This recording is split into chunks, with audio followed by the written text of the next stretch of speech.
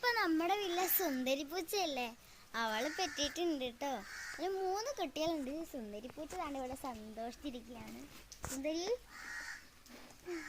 അവള് ഭയങ്കര സന്തോഷം. നമുക്ക് കുഞ്ഞു പൂച്ചകളെ കാണിച്ചു തരാം. എനിക്ക് മേളിലാണ് കേട്ടോ എല്ലാവരും. സുന്ദരി പോട്ടെ മേളിൽ കയറിയിരിക്കുന്നു. പോയി കേട്ടോ, നമുക്കൊന്ന് പോയി നോക്കിട്ട് വരാം. സുന്ദരിയുടെ പൂച്ചകൾ സുന്ദരി തന്നെയാണ് കേട്ടോ. നമുക്കൊന്ന് നോക്കാം. നോക്കുന്നുണ്ടോ ഗൈസ്?